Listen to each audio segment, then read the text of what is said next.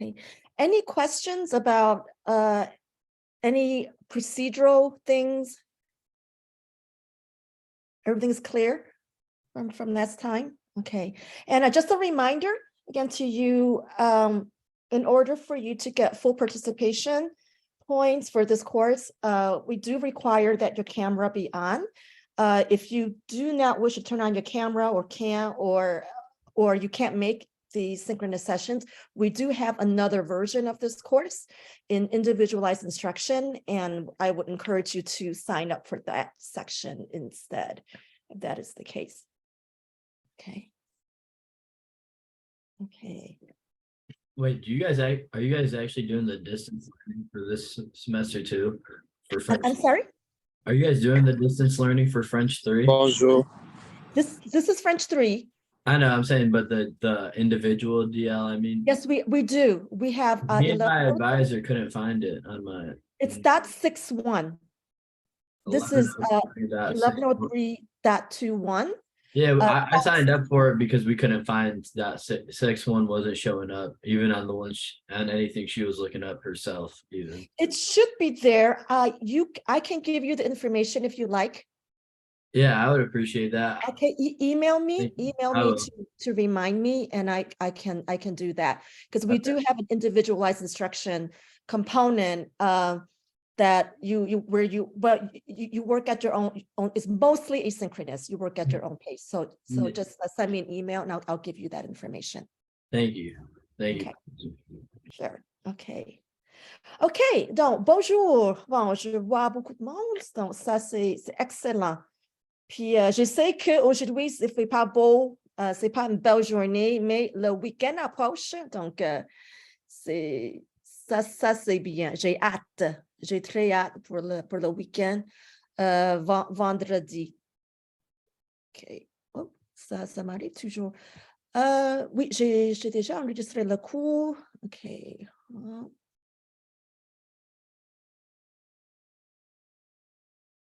OK.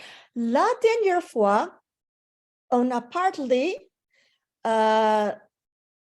d'une situation où on rencontre quelqu'un pour la première fois et on a discuté un peu à propos de quelles questions sont appropriées à poser quand on ne connaît pas très bien la personne, ou quelles questions qui ne sont pas appropriées quand on rencontre une personne pour la première fois, n'est-ce pas? C'est ce qu'on a discuté la dernière fois.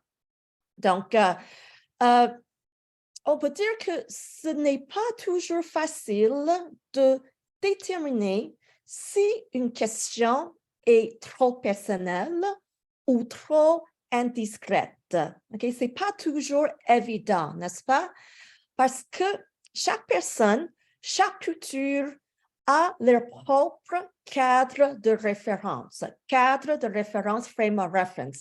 Ça peut être différent pour chaque personne, pour chaque culture, donc ce n'est pas toujours évident de savoir si une question est appropriée.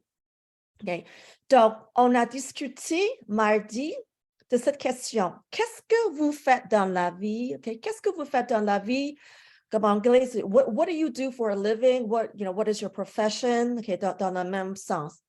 En général, ce n'est pas pour tout le monde, mais en général, cette question est appropriée aux États-Unis, okay, plus ou moins.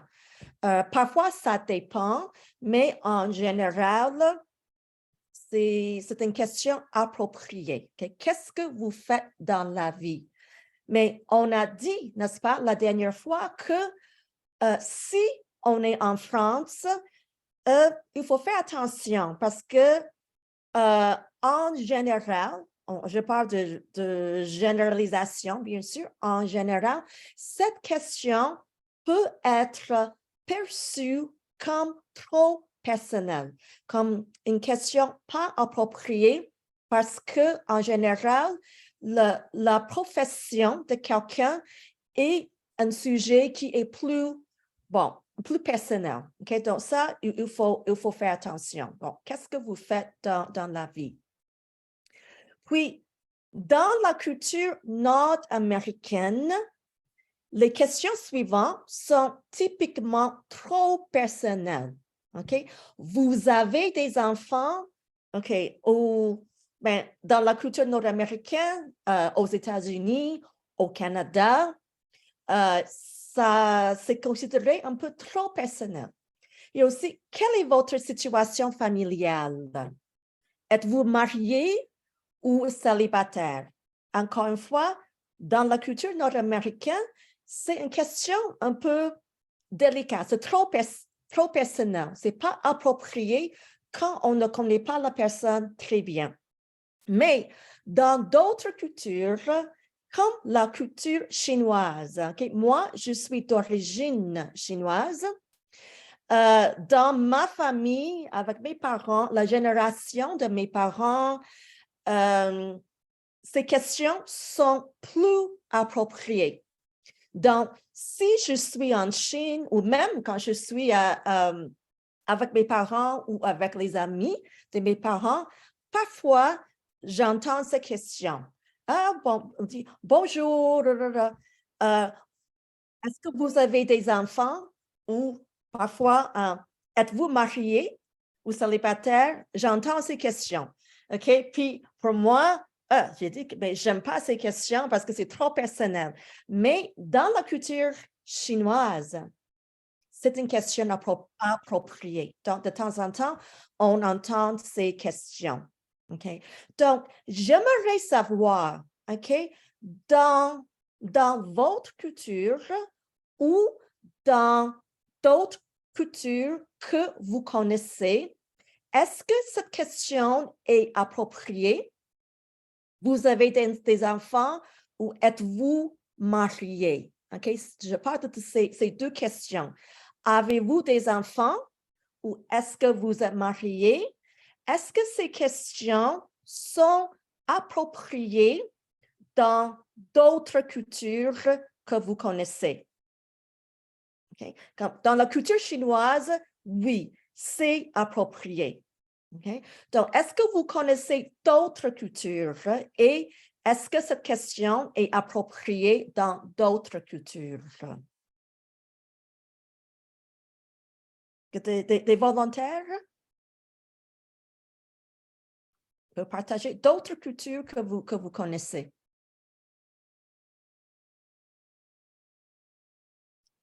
Est-ce qu'il y a d'autres origines dans ce cours?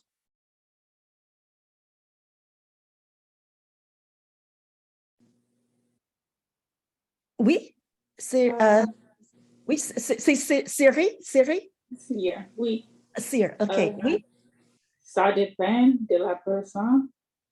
Ça dépend de la personne, OK? Mais dans votre culture, est-ce que c'est approprié? Dans la culture chinoise, oui. In Chinese culture, oui. En général. Oui, c'est approprié. Oui. OK. Donc, dans votre culture, donc c'est approprié? Oui. Oui. OK. Puis, et donc, quelle est votre origine? West Africa. Ah, l'Afrique de l'Ouest. Ah, OK, oui, c'est vrai, l'Afrique de l'Ouest. Oui, je connais d'autres personnes de l'Afrique de l'Ouest et ils disent la même chose, que oui, en Afrique de l'Ouest, c'est approprié. Oui, ils disent la même chose. C'est intéressant. Dans la culture chinoise et en Afrique de l'Ouest, c'est une question appropriée. OK, donc on partage ça, oui, ensemble. OK, c'est très intéressant. OK. D'autres personnes?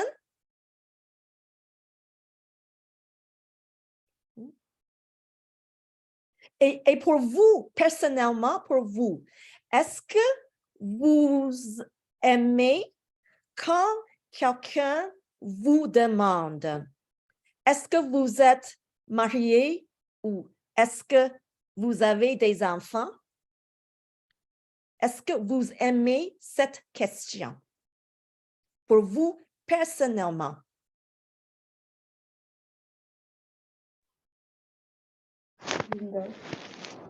Maddie? From the culture American, c'est généralement approprié, mais je n'aime pas ça. OK, tu penses que c'est approprié, tu n'aimes pas cette question non plus. Oui. Moi non plus, j'aime pas cette question non plus. Et puis, quand les amis de ma mère, et encore une fois, en chinois, OK, c'est pas juste, avez-vous des enfants? Okay, it's not just, do you have children? What they ask is, okay, and I'm translating now from Chinese because it's asked in Chinese, so I'm translating in English. It's, do you have children yet? Is the question that they ask. Not even do you have children, it's do you have any children yet? It's always yet, okay? And again, I'm translating from directly from Chinese into English.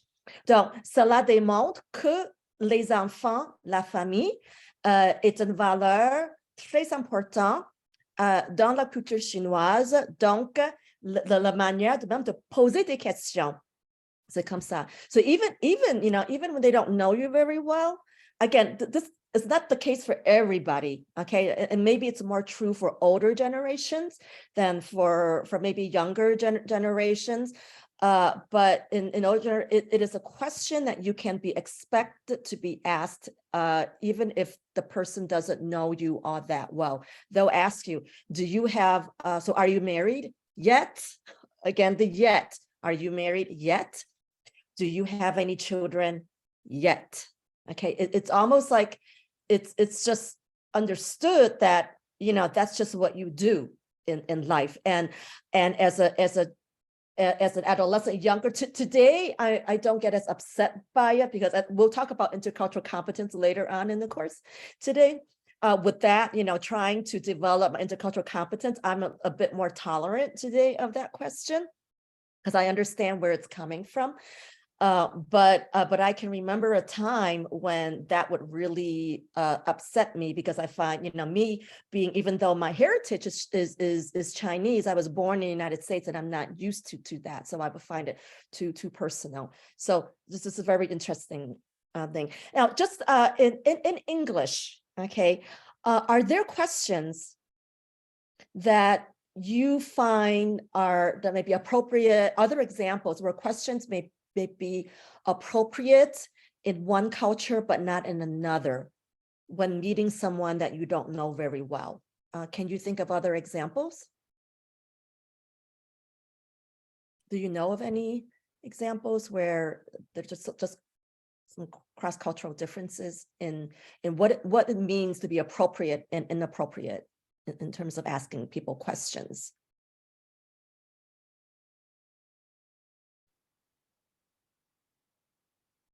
Non, pas d'autres exemples en anglais, non?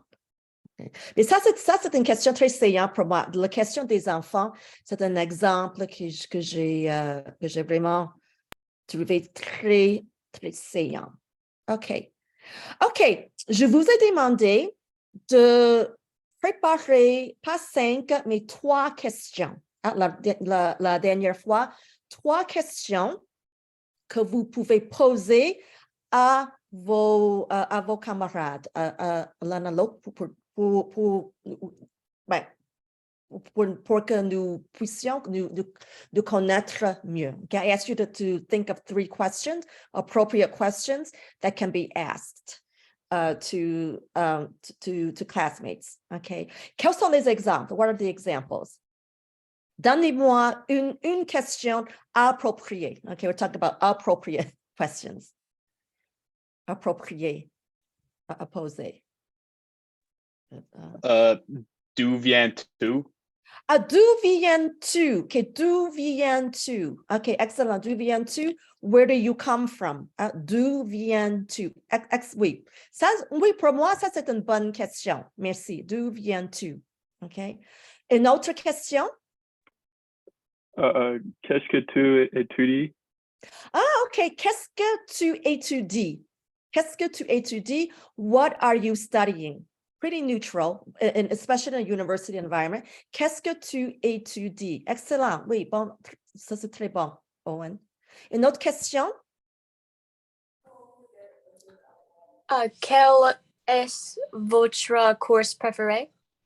OK, quel est votre cours préféré?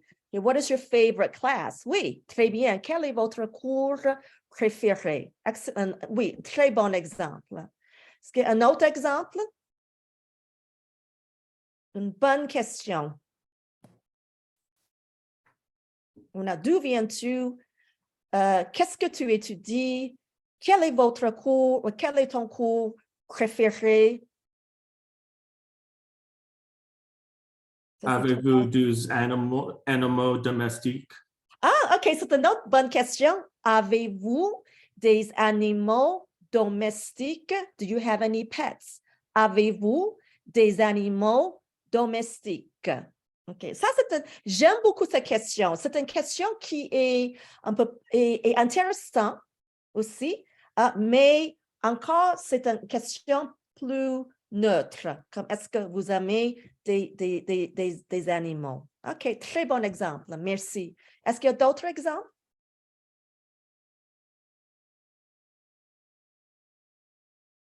Non, puis, OK, non, ça va, ça c'est bon. Ces 4 exemples sont excellents, je trouve.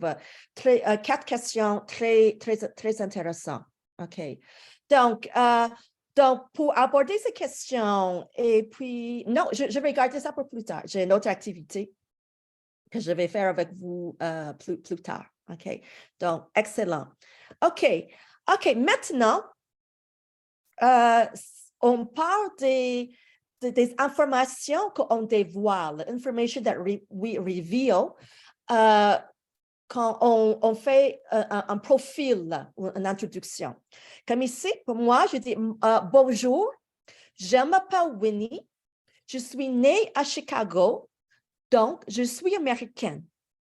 Je suis aussi d'origine chinoise parce que mes parents sont nés en Chine. Je suis professeur à OSU depuis l'an 2000. Mon mari, Patrick, est québécois et il est artiste. Il habite dans la ville de Québec, la capitale de la province du Québec, à quelques heures de Montréal. J'aime faire la cuisine, manger dans de bons restaurants et faire du shopping. J'adore la mode. J'aime aussi la chanson québécoise et j'adore aller au spectacle pour voir mes chanteurs ou chanteuses préférés. J'ai eu un chat Gaston, mais malheureusement, il est mort cet été. Donc, je suis un peu triste. Il est mort cet été. OK. Donc, ça, c'est moi. OK. Ma façon de me présenter. Qu'est-ce qu'il y a ici? OK. Donc, quelle information est-ce que je dévoile? Dévoiler, reveal. OK. Donc, répondez oui ou non. OK. Just shout out the answer. Nationalité. OK. Do I give information about that? Oui. Oui. Origine. Oui. Oui. Logement. No. No. Okay. Logement is like a type of housing. Logement. Non, je parle pas de logement. Ville et quartier. Oui. Oui. Je suis de la ville de Chicago. OK. Pas quartier, don't talk about the neighborhood so much. Mais la ville, oui. Profession. Je dévoile. Oui, hein, profession, je suis professeur. Situation familiale.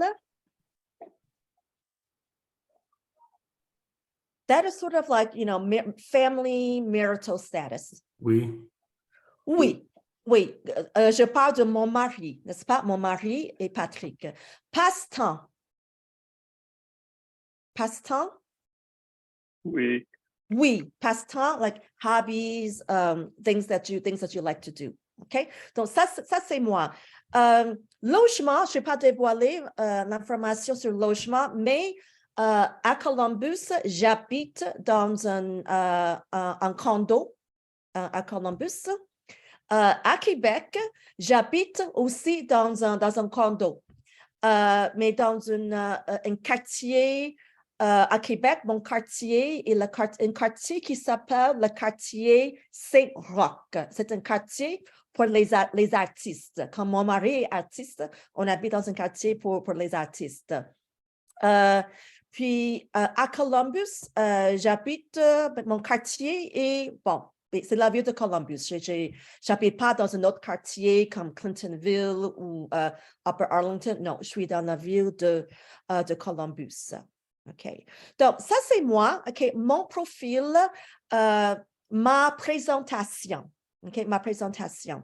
Donc, maintenant, à vous, écrivez un texte, un petit texte de 4 à 5 phrases, OK, pour vous présenter à vos camarades de classe. OK? Je vous donne 5 minutes. OK? Écrivez un texte de 4 ou 5 phrases et mettez votre texte dans le chat. OK? 4 à 5 phrases en français pour vous présenter. Ici, ma présentation est un peu longue. J'ai comme, je ne sais pas combien de phrases. Mais pour vous, juste 4 à 5 phrases. OK? Vous comprenez? OK. Je vous donne 5 minutes. Mettez le texte dans le chat.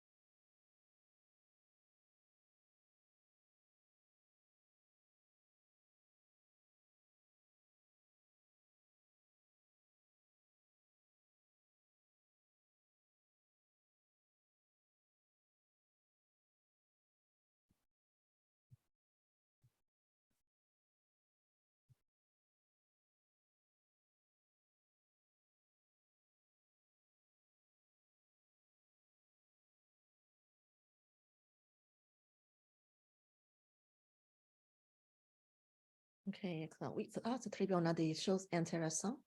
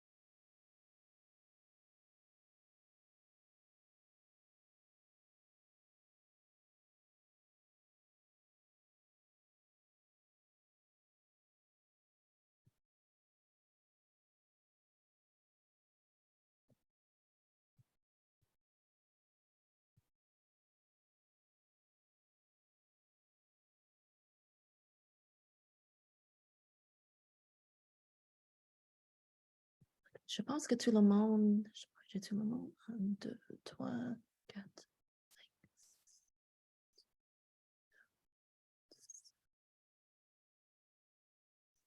5. OK. OK, excellent. Je pense que tout le monde a affiché quelque chose. OK.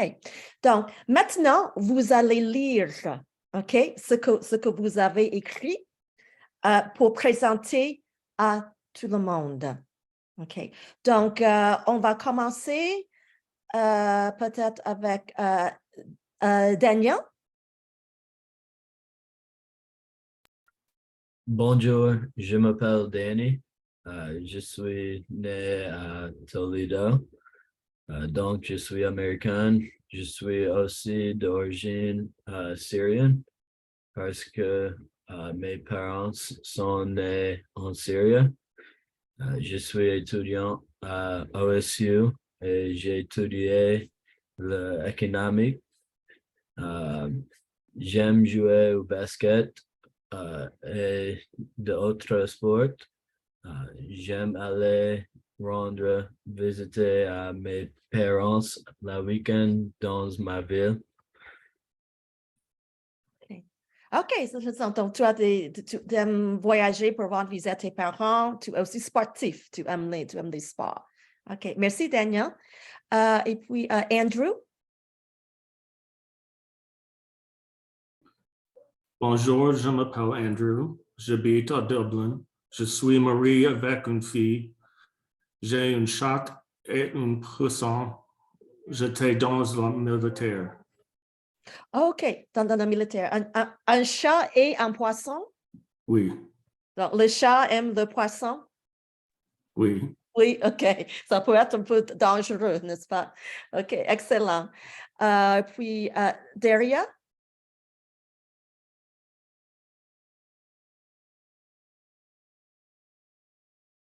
OK, tu es dans ton micro, Daria? Ton micro? Bonjour, je m'appelle Daria. Je suis née à Columbus, la capitale de la province de Ohio. J'étudie philosophie à OSU. J'habite dans la ville de Columbus. OK. Bon, OK, merci, Daria. Donc, tu es d'origine de Columbus, donc natif de Columbus, oui, merci. OK, et puis Owen? Bonjour, je m'appelle Owen. Je suis né à London. J'habite à Cincinnati. J'ai étudié les sciences politiques. J'ai 2 chats et un chien. J'aime lire de la fiction historique. OK, puis tu as deux chats et un chien. Qui est le boss, les chats ou les chiens? Les chiens. Les chiens, OK, dans la maison, OK. Moi, dans le passé, j'avais un chien et un chat ensemble. Et c'était mon chat qui était le roi de la maison. OK, Lillian?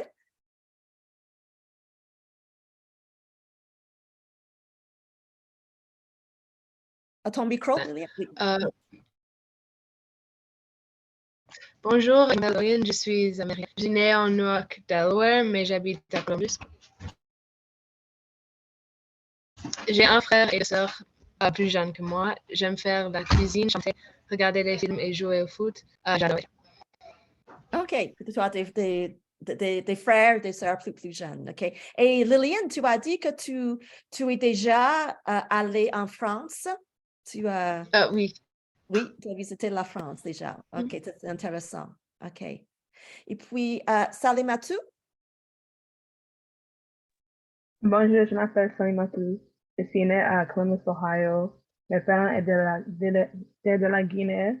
Mon origine est guinéenne. Je suis dans ma deuxième année à OSU. J'étudie la psychologie. J'aime le cinéma et la musique. OK.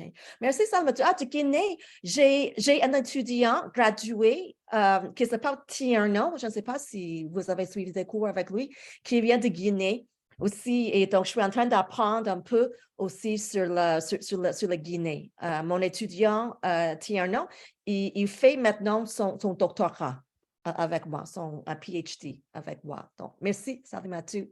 Et Teddy? Bonjour, je m'appelle Teddy. Je suis né à Chicago. Je suis un senior et j'étudie les sciences politiques. J'ai 2 chiens à ma maison dans Chicago et j'aime jouer au basket et jouer les jeux vidéo avec mes amis. Ah, OK, intéressant. Tu es de Chicago comme moi. Moi, je suis d'origine de Chicago aussi. Et comment s'appellent tes chats? Louis et Benny. Louis et Benny? OK, c'est beau, c'est très beau nom. Merci, merci Teddy. Et puis Mary? Bonjour, je m'appelle Mary. Il habite dans la ville de Whitehall. J'ai un chat qui s'appelle Juno. Je suis étudiant en psychologie et ma genre de musique préférée est R&B. Ah, R&B. OK, tu as dit chat. Juno, tu as dit? Ton chat Oui. s'appelle Juno? OK. Oui. En psychologie. OK, bon, merci Mary. Et Christine? Bonjour, je m'appelle Christine. Je suis née à Cleveland. Je suis aussi d'origine filipino. Ma spécialité est biologique. J'aime courir. Tu as la dernière chose, c'est tu as un cours, tu as dit? J'aime courir. I don't know if Oui, tu aimes courir. Courir, Yeah. tu run. Courir. OK, donc tu es très sportive aussi. OK, merci Christine. Mary? Bonjour, je m'appelle Maddy, je suis américaine. J'ai étudié la psychologie et les arts. Je travaille dans un café. J'ai un chien nom Zéro. OK, tu travailles où encore? Je ne sais pas, tu travailles dans un café? Un café, yes. Café. OK, tu travailles dans un café. OK. Oui, ton chien s'appelle Zéro? Mhm. Zéro? OK. C'est un bon nom, Zéro. C'est très mignon. Zéro. Merci. Perry?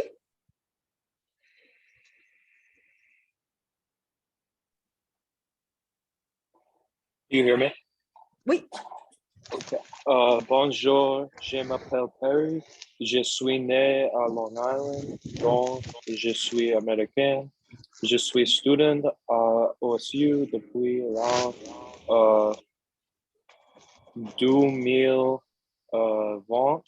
J'habite dans la ville de Columbus. J'aime le cinéma et les jeux vidéo.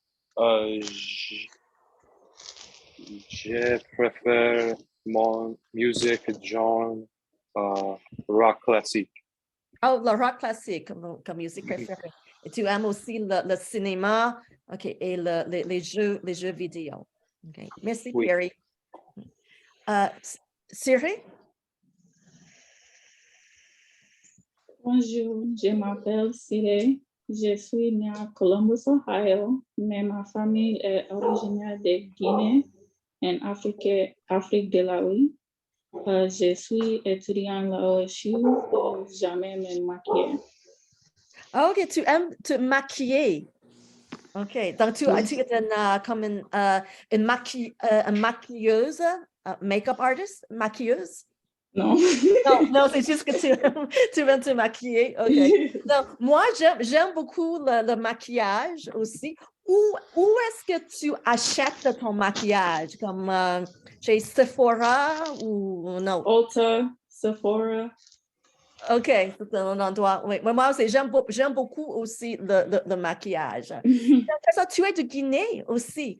Ça, c'est très intéressant. Comme j'ai dit, aussi, Salamatu, j'ai un grand intérêt pour le Guinée parce que j'ai un étudiant au doctorat, one of my advisees, Tierno, qui vient de Guinée et il me parle beaucoup de Guinée. En Guinée, il y a beaucoup de langues, n'est-ce pas? Beaucoup de langues. Donc, est-ce que tu parles d'autres langues? I don't understand. Tu parles d'autres langues? Do you speak other languages? Because I learned that there are lots of languages in Guinée. Yeah, oui. Oui, OK. Oui, parce que Tierno, mon étudiant, il veut, maintenant, il est en train de faire des interviews pour les emplois. He's on the job market now. He's interviewing for jobs. Et il veut travailler dans la préservation des langues du Guinée. He wants to work on language documentation and preservation. Donc, c'est un sujet fascinant. Donc, merci. Et puis, après, on a, c'est Waji, n'est-ce pas? C'est Waji. Bonjour, je m'appelle Jeudi. Je suis né dans l'Ohio. Je suis américain. Ma famille est origine du Bangladesh. J'aime jouer le basket avec mes amis. OK, tu aimes le basket aussi. Il y a d'autres personnes. OK, merci. Waji. Et puis, Caitlin? Bonjour, je m'appelle Caitlin. Je suis donc je suis américain. Mon fiancé Drew est américain aussi. J'aime manger bonbons et glaces. J'étudie psychologie. La psychologie. OK, la psychologie. Oh, donc, tu aimes les bonbons et la glace. Donc, tu aimes les desserts, le sucré. Tu mets des bonbons dans ta glace? Oui, OK. Bon, merci. Et c'est Camilla? Bonjour, je m'appelle Camilla. Je suis née à Kuala Lumpur, donc je suis magicienne. J'étudie l'informatique. J'aime faire la cuisine et faire du shopping aussi. Ah, OK, tu aimes faire la cuisine et le shopping. Oui, moi aussi, j'adore le shopping. C'est une passion et on peut dire que c'est une faiblesse aussi, un weakness, là, parce que je peux pas arrêter. J'aime beaucoup faire le shopping aussi. OK, donc, merci. Ça nous donne l'occasion de nous connaître un peu. OK, qu'est-ce que... OK, c'est ça. OK, maintenant on passe le film encore qu'on va voir dans quelques cours plus tard. Ici, c'est une scène du film encore. Entrez, il dit, vous allez travailler ce soir. OK. Puis il y a une autre scène ici où Claire, elle dit, maman, qu'est-ce qu'il y a? Tu as l'air triste. OK. So what is the tense of vous allez travailler? Okay, quelqu'un? What is the tense? Shout it out. Vous allez travailler.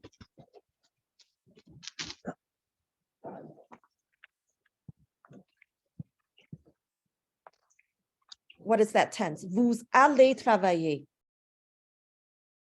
Present, past, future? Present. Okay. Not, well, there's the present tense involved here. Vous allez is the present tense.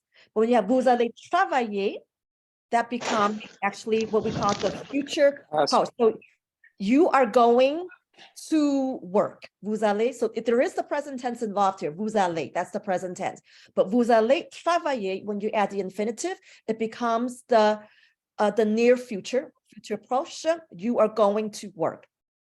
Okay, so the verb that we use to form the future tense is the verb aller. Okay, so here, what is the infinitive form of the verb aller? Okay, and the tu as l'air triste. Here is the verb avoir. Okay, avoir l'air triste. Avoir l'air is an idiomatic expression that means to seem. Okay, avoir l'air is to seem. Okay, so here future proche. To form the future proche, you use the verb aller in the present tense, and then you add another verb in the infinitive. So, je vais faire mes devoirs. I am going to do my homework.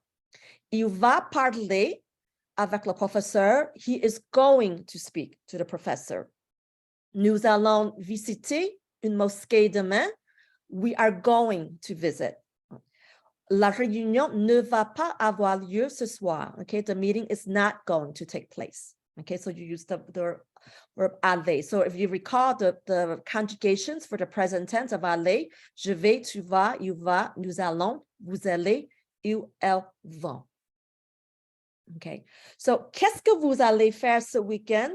Okay, would be the future proche here. Okay, so question du jour. Qu'est-ce que vous allez faire ce week-end? Okay, moi, je vais faire la cuisine. Et aussi, je vais parler avec mon mari, Patrick, sur Google Duo. Okay, ce soir et ce week-end. Parce que mon mari, Patrick, il habite à Québec, j'habite à Columbus. Okay? Donc, pour exprimer le futur proche, c'est avec le verbe aller. Okay? Qu'est-ce que vous, comme dans la question, qu'est-ce que vous allez faire ce week-end? Et aussi, je vais faire la cuisine. J'ai trouvé une recette ici, le riz sauvage aux champignons. Riz sauvage aux champignons. So, riz sauvage is wild rice, okay, aux champignons, okay, mushroom. So, mushroom, wild rice. Donc, j'ai trouvé cette recette. Donc, ce week-end, je vais faire la cuisine. Je vais faire cette recette. Donc, et vous, okay, qu'est-ce que vous allez faire ce week-end? Vous, qu'est-ce que vous allez faire ce week-end?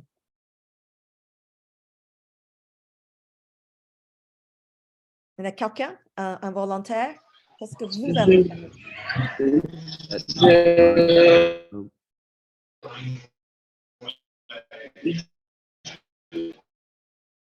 OK. Oh, désolé, Daria, je pense qu'on n'a pas entendu. Yeah, je vais travailler. Oh, tu vas travailler. OK, Daria va travailler ce week-end. OK, merci, Daria. Quelqu'un d'autre? Owen? Ah, il n'y a pas de son, c'est bizarre. Il n'y a pas de son. Can you hear me? Oui, maintenant, oui. Je vais regarder le football. Ah, tu vas regarder le football ou le football américain? Le football américain. Le football américain, OK. Est-ce qu'il y a un match? Non, c'est à la télévision? Ou... Ah oui. Oui, à la télévision, parce que la saison ici, c'est fini, OK. Quelqu'un d'autre? Qu'est-ce que vous allez faire ce week-end? Je vais dîner avec ma mère. Ah, Waji, tu vas dîner avec ta mère. Ah, ça, c'est gentil. Tu vas dîner avec ta mère. Christine? Je vais visiter mes amis. OK, tu vas rendre visite à tes amis. OK, donc il y a de bons projets. J'espère qu'il va faire beau ce week-end. Aujourd'hui, hein, il ne fait pas beau. Il pleut, donc ce n'est pas une belle journée aujourd'hui. OK. OK, il y a aussi des expressions idiomatiques avec avoir et avec être. OK, with both avoir and être. OK, donc, répétez après moi. OK, repeat after me. You can unmute your mic just to repeat. Avoir l'air. Avoir l'air. Okay. Avoir un. Avoir un. To be, avoir 18 ans, to be 18 years old. So I've got this avoir, when we talk about age in French, we use avoir. Répétez, avoir besoin de. Avoir besoin de. Bien, avoir de la chance. Avoir de la chance. Avoir chaud. Avoir chaud. Avoir foi. Avoir froid. Avoir envie de. Avoir envie de. Avoir faim. Avoir faim. Avoir soif. Avoir soif. Avoir hâte de.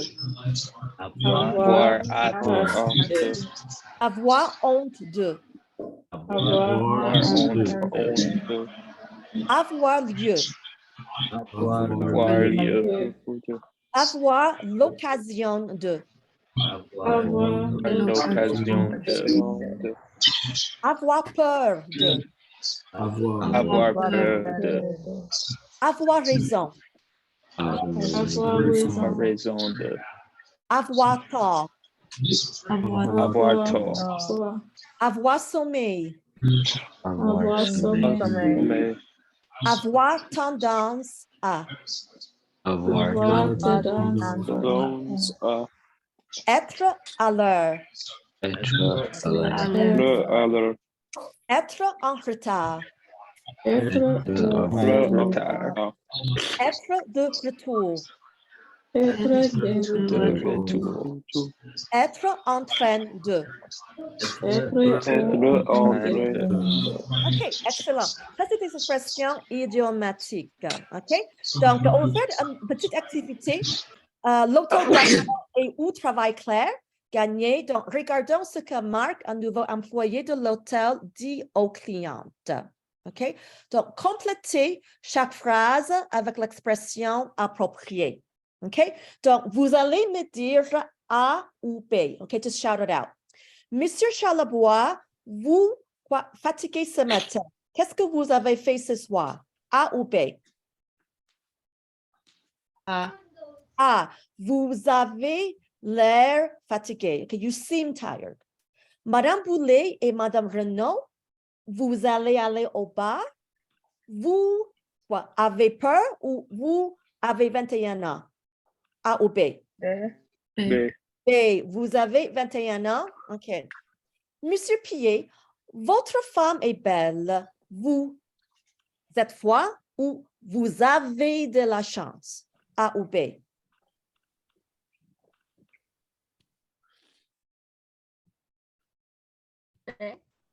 B. Oui, vous avez déjà. You're lucky. Avez de la chance. Luck to be lucky. Madame Lair, vous, quoi de France? Je peux prendre vos valises. Donc, vous êtes en train ou vous êtes de retour de France? A ou B?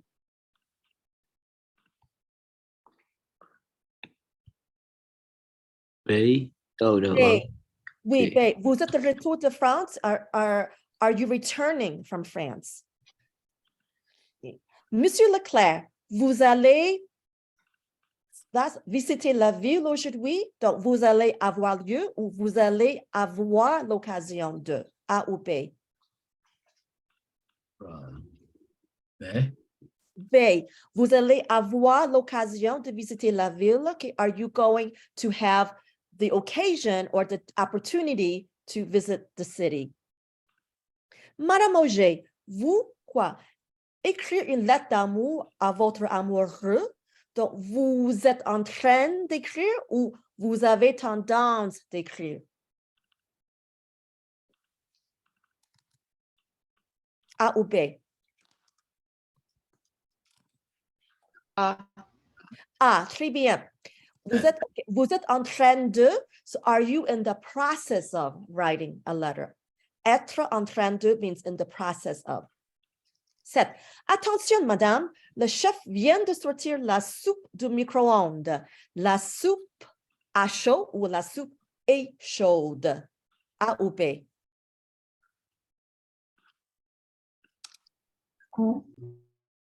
Et quelqu'un a dit A? Pas tout à fait. La réponse est chaude. Very nice try. With people, we use avoir. To say I am hot. J'ai chaud. You use avoir. J'ai chaud. Il a chaud. He is hot. Il a chaud. But when we're talking about temperature in terms of things being hot, we use être. Donc, la soupe est chaude in this case. OK, 8. Oui, on a un excellent restaurant ici. J'espère que vous laissez un gros pourboire. Donc, j'espère que vous avez l'air de ou j'espère que vous avez tendance à. Donc, A ou B? B. Vous avez tendance à laisser, j'espère que vous avez tendance à laisser un gros pourboire. I hope you have a tendency to leave a big tip. Okay. Excellent. OK. OK. Maintenant, donc pendant la semaine, OK, vous allez compléter chaque phrase. Par exemple, pendant la semaine, je suis toujours en train de, OK, ou j'ai de la chance parce que, etc. So, pour moi, pendant la semaine, je suis toujours en train de répondre au courriel. I'm always in the process of answering emails. OK? Et puis, j'ai de la chance parce que j'ai un merveilleux mari et une carrière que j'adore. Okay? I'm lucky because I have a wonderful husband and a career that I love. Okay? Etc. Puis, quand je suis nerveuse, j'ai tendance à, etc. OK? Donc, prenez 5 minutes, OK, pour compléter ces phrases. Okay, take 5 minutes to answer these, to complete each sentence. And then we'll go over your answers.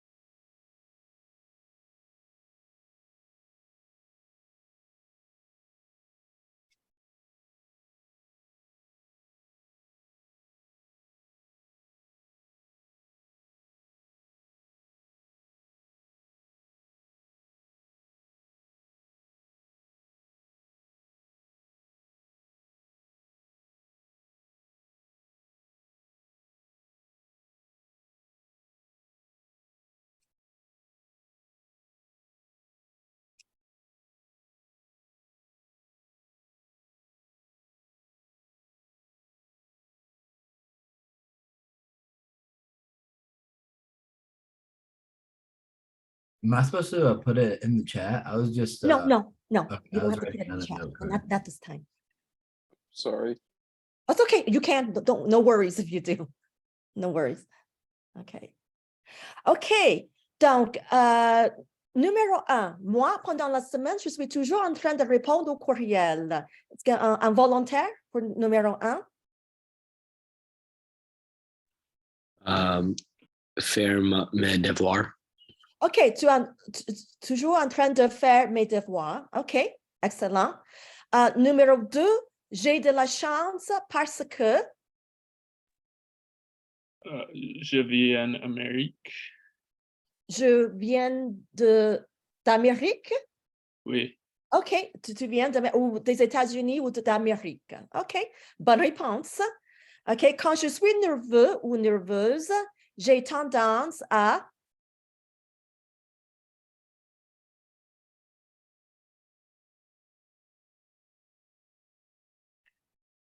This is number 3. oui, Jouer numéro 3. Oui.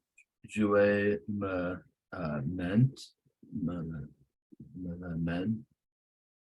Jouer au Play with my hands. jouer avec mes mains. OK. Jouer avec mes mains. Ah oui, oui, parfois, moi, je fais ça aussi. Parfois, comme, oui, quand je suis nerveuse. Oui, oui, moi aussi. OK. Et 4, moi, j'ai peur des clowns et de conduire. Et vous? J'ai peur de parler en public. De quoi en public? Parler.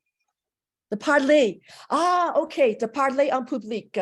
Oui, parfois, moi, je suis nerveuse, mais je n'ai pas peur de parler en public, mais je suis nerveuse parfois quand je parle en public. OK. Et 5, je veux avoir l'occasion de... Tu peux répondre ça. Je veux avoir l'occasion de faire quoi?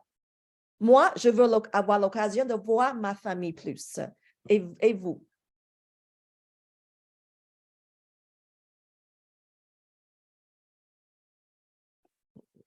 Liliane, est-ce que tu peux répondre?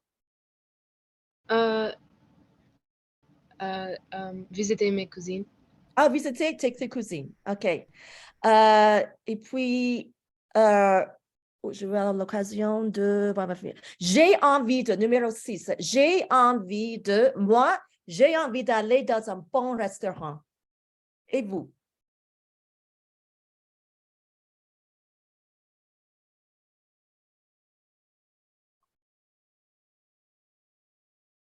Qui n'a pas dit quelque chose? Moi, j'ai envie d'aller dans un bon restaurant. J'ai envie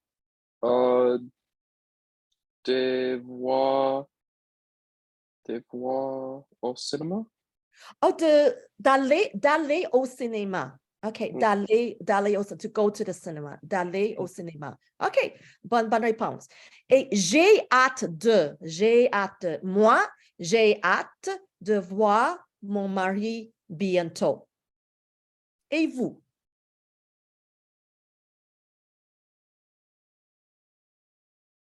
La dernière réponse avant la pause. Avoir hâte de. To look forward to. J'ai hâte de voir mon mari bientôt. Et vous? J'ai hâte de printemps. Oh, pour le printemps? Spring? Oui. Oui, OK. J'ai hâte de voir, OK, le printemps. Oui, moi aussi. Je suis d'accord avec vous. Moi aussi. L'hiver vient de commencer, mais j'ai déjà hâte aussi de voir le printemps. OK. Donc, on va prendre une pause. We'll take a 10-minute break. OK, let's come back at 6:35. OK, and we'll continue class at 6:35.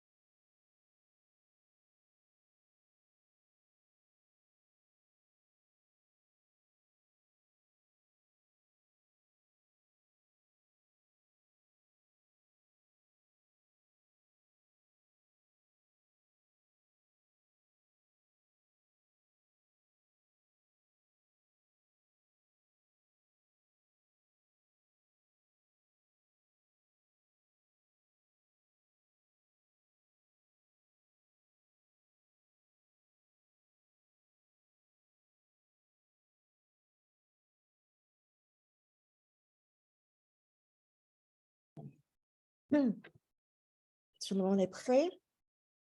Vous avez faim? Vous avez faim? Hungry? Vous avez faim? Parce que c'est presque, n'est-ce pas, l'heure de souper, l'heure de dîner. Well, okay. Okay, actually for the second half of class for today, we're going to be switching to English because we're going to be talking about intercultural competence, sort of an introduction to what we'll be doing. And if you've taken 1102 at OSU, you have already seen the video clips that I am about to show you, but it's still a good idea to go through this again. And I would be interested in hearing if you've gone through this kind of intro before, to hear your thoughts on some of the questions that we will be raising. As I have said before, our curriculum has been restructured to include intercultural competence as a major component of the course. So we will be doing activities that work on developing intercultural competence. And today I'm going to give you just a brief introduction to some of the ideas and things that we will be talking about. And so for this reason, we are doing this portion of the class in English today.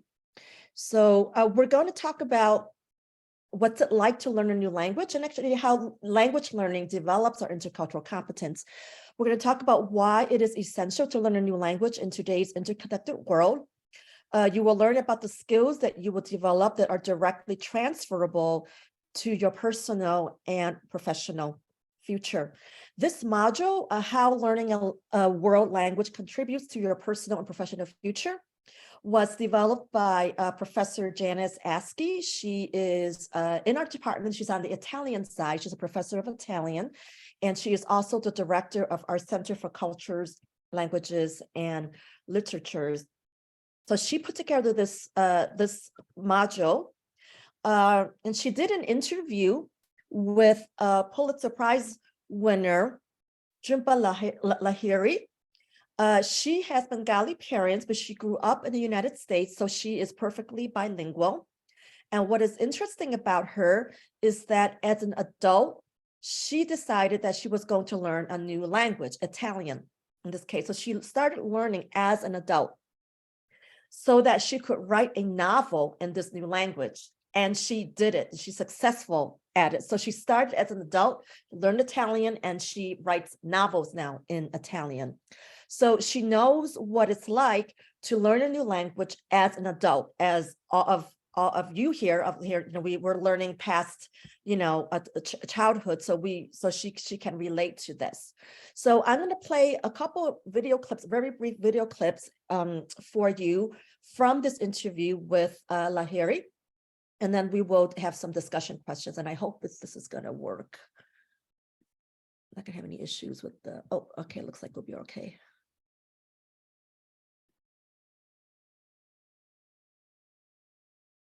If you're really going to learn a new language, you have to disarm yourself, and you have to become a child again in some sense. You have to relearn how to speak, how to express yourself, how to read, how to communicate, how to make friends, how to think. All of these things you're relearning in a new language. And so you have to, I felt, yes, I mean, it's awkward, it's embarrassing. You don't feel as confident, you don't feel as proud, you don't feel as secure. But again, it's that idea of being in uncharted waters and taking a risk because something is calling you.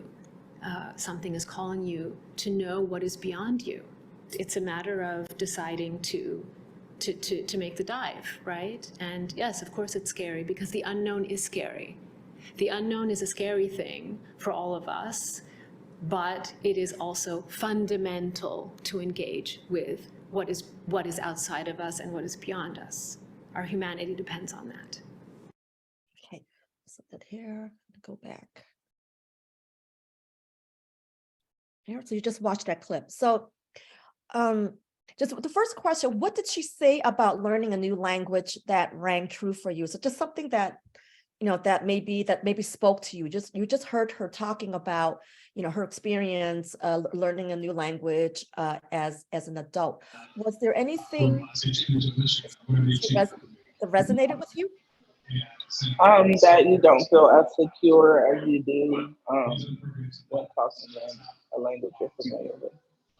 Yeah, you don't feel as secure, right? And that's definitely true, because when we learn a new language, as an adult, especially as an adult, we can express a lot of things in our first language, very complex, abstract ideas.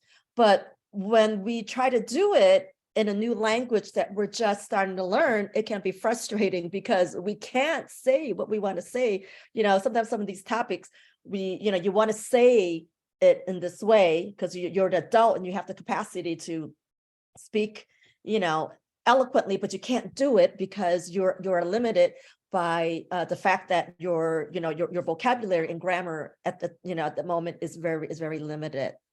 Okay. Does anyone else have anything to say? Anything about what might have spoken to you in that, just that short excerpt of the interview with her and her talking about what's it like to learn a new language?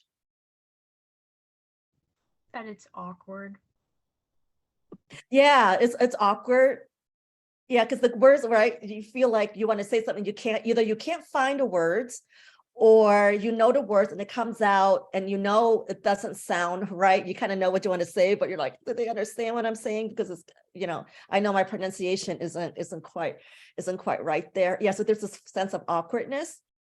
Yeah, and anyone else? What's that when she was talking about like being a child again?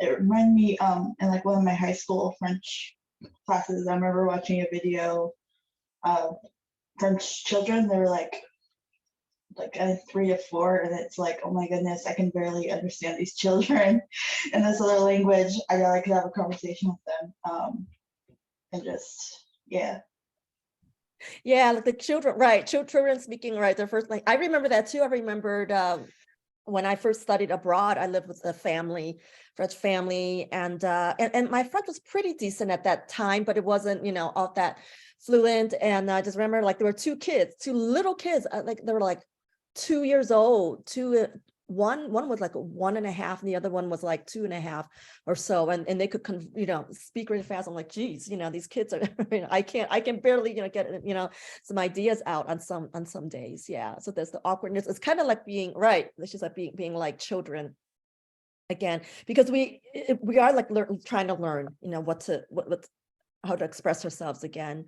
And so she says it is also fundamental to engage with what is outside of us and what is beyond us. She says our humanity depends on that. That's what she says, like towards the end of that excerpt. And I think there, what she means, I imagine, is that it's probably the way I interpret what she said was sometimes we just have to get out of our comfort zone and do something that may be unknown, something that's outside of we all, and try to go beyond what is comfortable to us and what we know. And when we learn a new language, we're also discovering not just the new language, but things, ideas, and thoughts connected with that language. Did anyone else have another interpretation? That's how I interpreted it. I don't know if somebody else interpreted a different way what she meant by that, to engage with what is outside of us and what is beyond us. I sort of took it to mean like just being able to conversate and connect with people in different cultures that might not speak the same language as you. Yes, that's right. Very good point, Owen. Yeah, because when you speaking a language that allows you to go out and make connections with people that you may otherwise not do. I remember as you know, I've talked about I have connections in the music world in Quebec. And was it right before the pandemic, September before the pandemic, I invited a very famous musician and artist named Gregory Charles from Quebec to Ohio State. He's a genius. He was a child prodigy. His father is from Trinidad, and his mother is from I should say that they're both deceased now, from Quebec. And he told the story of how actually his father was a friend of Martin Luther King and walked with Martin Luther King. And it was there. I'll go into the story in another. No, actually, you know, this holiday is coming up. No, he told us his father was there on the day that Martin Luther King made that famous speech. He was standing right there, and he told us that his father went to Montreal on behalf of Martin Luther King to share the message. There was like a conference or something. So his father went there, and then after his talk, he liked the music, and so he went to this kind of like a music hall kind of place. His father spoke like maybe he knew like maybe 2 or 3 words in French. Okay, that's all he knew.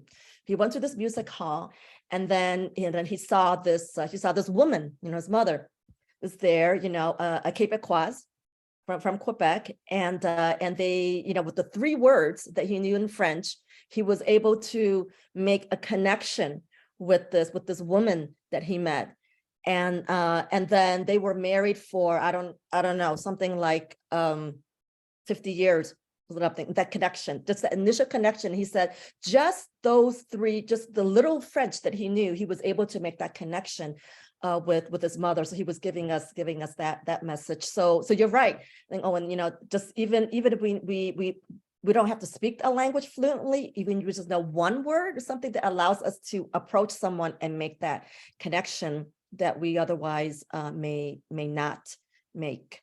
Maybe next week, maybe I'll share with you some of because Gregory, we recorded some of the things that he said while he was here, and some of the music that he shared. The guy's a genius. He can sing any song in his show.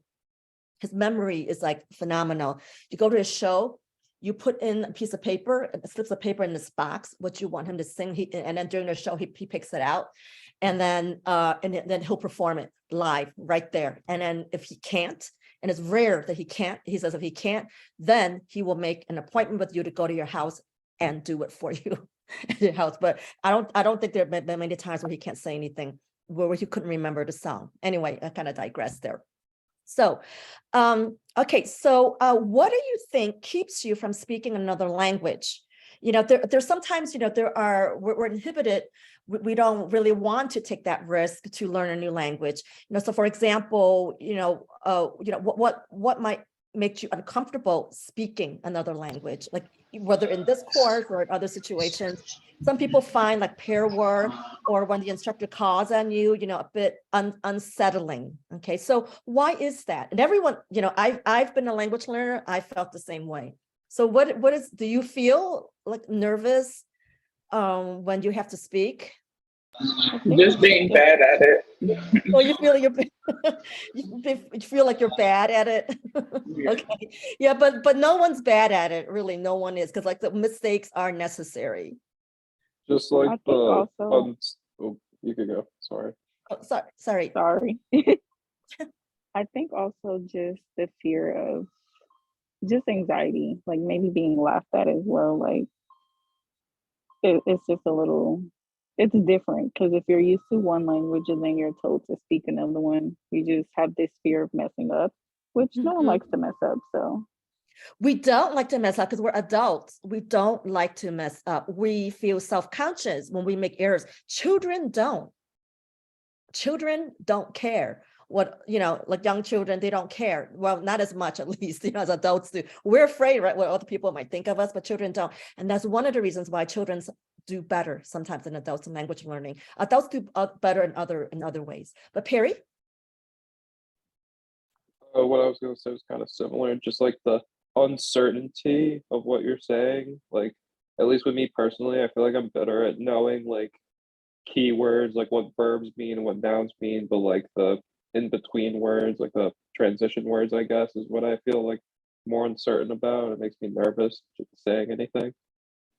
Okay, yeah, that's normal. A lot of people feel that way.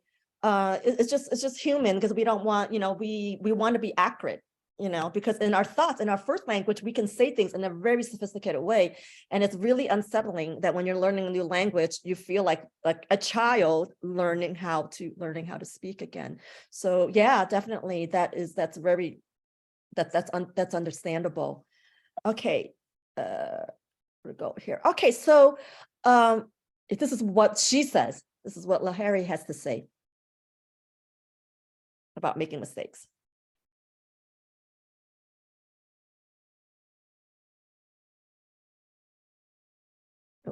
and I know that. It's just a part of, well, we're all imperfect creatures, and I know that.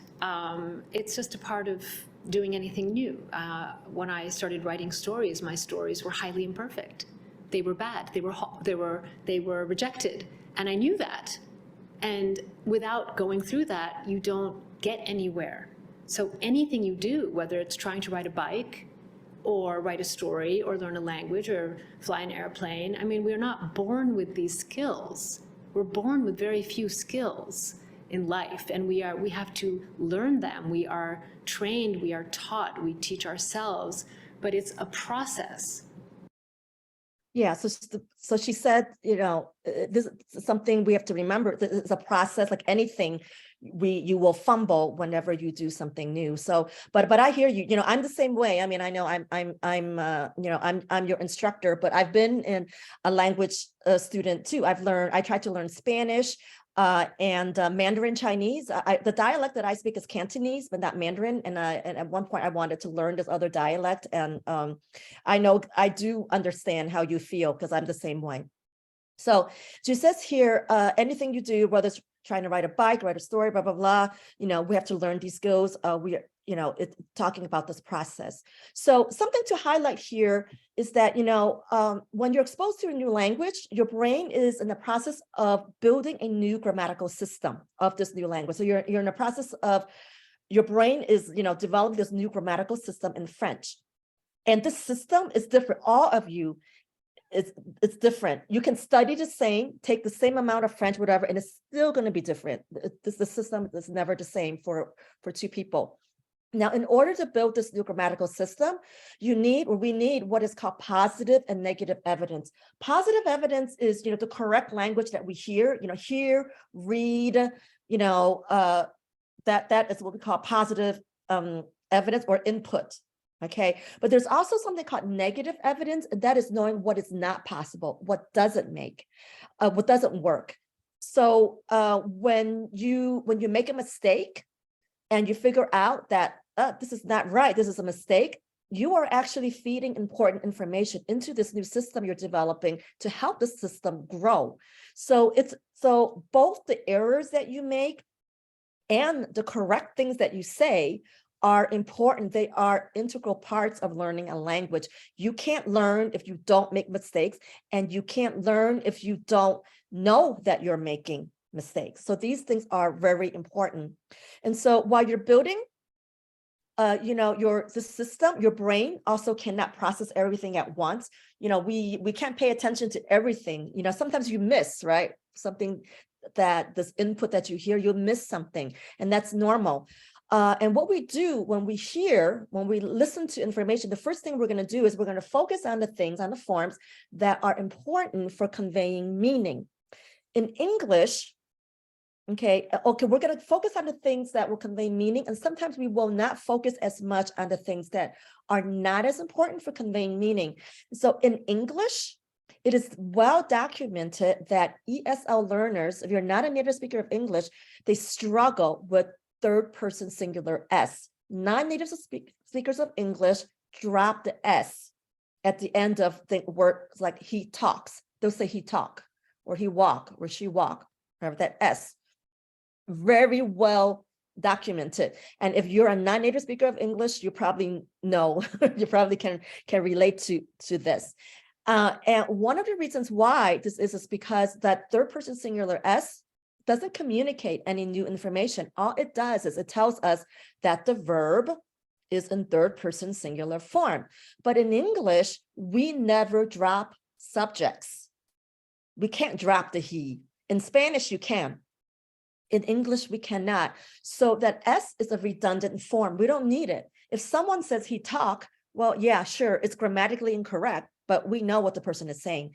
And so this is one of the reasons why people struggle with English learners struggle with third person singular S. And so you may struggle maybe with verb conjugations in French, even in the present tense, right? You may do that. And it may be for the same reason. In French as well, we don't drop subjects in French. The subject or the pronoun is always there. And so verb conjugations are not all that important to meaning. So even if even if you make an error in the verb form, the message still gets through. And so there's some scholars in second language acquisition posit that is why we struggle with things like verb conjugations. That third person singular s, though, is very, very well documented. Some of the most proficient scholars who are non-native speakers of English, they're very eloquent. They can speak English very well. I guarantee you, when they write an email, they will pause to check to make sure that their person singular s is there, because that tendency to drop it is very there's this heavy pull. And I studied second language acquisition, so I know, and I know some of the literature on this that is very well documented. So I can bet you my collection of designer shoes that if you're not a native speaker of English, from time to time you miss that s. So there are some errors that are just, we just know that learners are going to make. Okay, so why is it important to learn a new language? Okay, this is the other part we're coming to. Why is it part of your general education OSU? This is what Jhumpa has to say.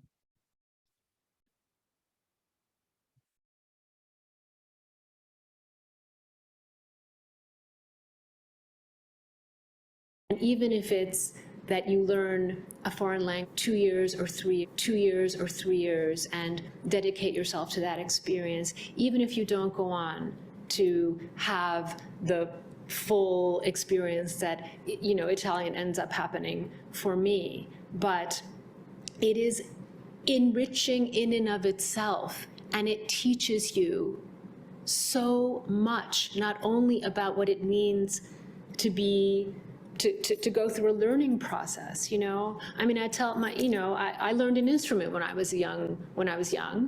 I don't play it anymore. I can't. If someone handed me the instrument, I wouldn't know how to play it anymore. Maybe I can read the music, but it has taught me an appreciation for music for the rest of my life. It's the learning of anything that is enriching, whether it's learn how to play soccer. Maybe you don't end up being a soccer player but you learn how to play the game. You learn how to play the game. You learn how to play with others. That's what learning a language is. It's a game. You learn how to play a new game, and you learn how to play it with others. And then you have that. It becomes a part of who you are. That experience of learning becomes a part of who you are. Okay, yeah. So the point there, let's see, what is it? Again, she says that, what does this mean? Okay, well, before I get to my other point, what she's saying here about why it's important to learn a language, it improves our communication skills, right? Even her point is, you don't have to be proficient speakers. And I'll tell you this, no matter how much you study in this course, how hard you work in this course, when you leave this class, French 1103, you are not going to be a fluent speaker of French, no matter how hard you work. You're just not gonna get there. It's gonna take a lot more, investment of being able to speak to be able to be a fluent speaker. But that doesn't matter, is what she's saying. It doesn't matter that you're not going to speak like a native speaker at the end of your language study. What learning a new language does is it improves your overall communication skills, because in trying to find the right words and trying with errors and all, you learn how to communicate better. And it teaches us to tolerate ambiguity. I'm not someone who likes ambiguity very much. I like things really clear cut, laid out for me. But in life, we have to tolerate ambiguity, right? So it's a skill. So when you learn a language, you learn to tolerate ambiguity. So this is a transferable skill. But what she says here, what I really like what she said in this segment, because she's saying it doesn't matter, like she's talking about her musical instrument. Today, she doesn't know how to play it anymore, but she doesn't regret learning how to play a musical instrument because she has this appreciation for music. So even if you're not going to continue to study French beyond this course, and you can't, you're not going to be a fluent speaker of French when you leave this course, that there is still value in learning a language. And I'll tell you this, the goal of language learning should never be to sound like a native speaker. in the field of second language acquisition, today, we even question if there is such a thing as the ideal native speaker. Because when you start to learn a new language, even if just a couple of words, your brain is already different. Your brain is not the same, it's not the same brain as a monolingual brain. So your brain has already been altered. And I think in a better, in a positive way. You can never be, your brain will never be like that monolingual. And I think that's a good thing, because your brain has been transformed by all the languages that you know. Any reactions to this, just before I move on? The fact that, your goal, I mean, you want to do the best you can, right? But your goal in taking this course should not be, perfection. First of all, it's unrealistic, and, being perfect is not what the goal should be in learning a language. Any comments on this? So that's why, at OSU, there is this language requirement, and we don't have you take a language because we want you to be fluent speakers of this language. If you become fluent, that's wonderful, but that's not the goal. The fact that even if you just know a little bit, to be able to, you see somebody one day who's a French speaker, and to be able to say a couple words just to make a connection, that is already a lot. Okay, and what does she really mean when she says it becomes part of who we are? Well, here she is referring to our identity. Learning a new language will most certainly impact who you are and who you become. Okay, so let's hear what she has to say about that, about how language impacts our identity.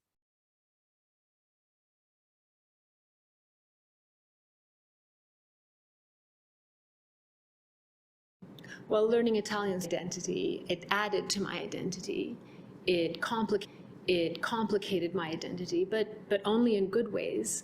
I think learning another language while, really dedicating yourself to it. It's not just an intellectual exercise, right? I mean, if you learn another language, your life should change. It will change. You will meet people, you will make friendships, you will learn how to make friendships in different ways, you will learn how to see the world in different ways. It will open your mind and your life and your heart, and it will alter your identity in ways that are only beneficial, because I think the more porous identity becomes, the better off we are as a human race. The more we are able to move back and forth, to accept the multiple identities within ourselves, right? That's what makes, I think, for the best possible scenario for our human condition. Okay, yeah, I really like what she says there about identity. And when she talks about a porous identity, she means that our identity is constantly transformed through interactions and life experiences, if we are open to transformation and growth. And so we have multiple identities because our identity is not defined by just one or two things. If you could take a moment, just to think about what makes up your identity. The purpose here is, to know that our identity is not, monolithic. There are many different things that make up our identity. So if you could just quickly, and I think last time I made an error. I thought the class ended at 7:20, but I think it actually ends at 7:10. So with just the little time that we have left, you could put in the chat, some aspects, some things that make up your identity. And some things could be things like gender, race, social class, religion, political affiliation, schools we attend, profession, demographics, but so much more. Okay, so just if you could just quickly, for you, what do you feel makes up your identity?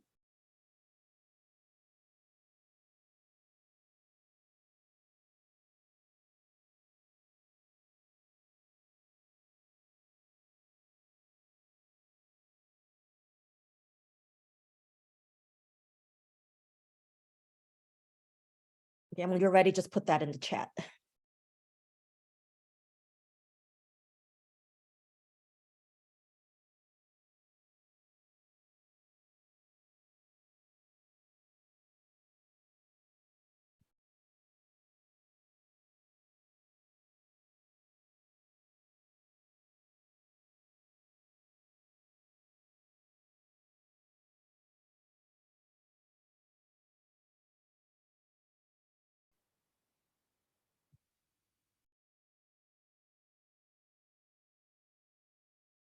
Okay, so Waji's a religion, relationships with family, profession, a field of study. Yeah, that's a good one.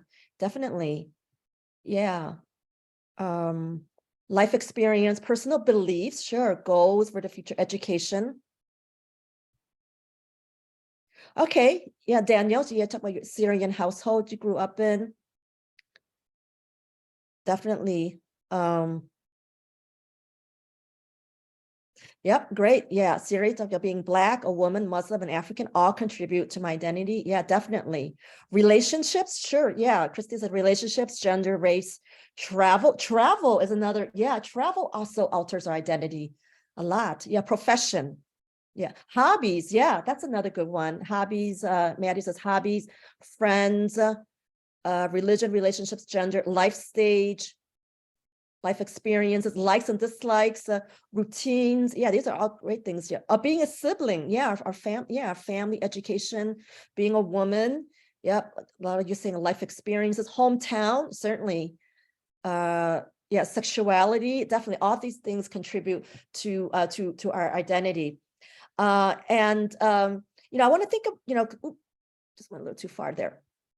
To think about also, the languages that we speak. Some of you already mentioned, your different cultures that contribute to it. I think for next time, I want to pick up next time because I don't want to rush this, but think about the languages that you speak, other languages that you speak or languages that you have studied, even if it's just like, for a day, and think about how language study have impacted your identity so far, the languages that you know and the languages that you study. Okay, I want you to think about that. We'll pick up on that during the next class. And I'll share with you too, my background's a bit very interesting too, the languages that I know and the different cultures that I am a part of, being of Chinese origin, but being born in the United States and being married to a French-speaking Canadian. All these things, go to play into my identity. Okay. So I am going to stop right here for tonight because I don't want to go to the other topic and rush into it. So we'll pick up on Tuesday. Are there any questions before we sign off about anything? Are you okay with MindTap? Everyone has access now? That's okay. Everyone's okay? All right. Okay. All right. Excellent. I will let you go, and I'll see you on Tuesday. Donc, au revoir et à mardi. Au revoir.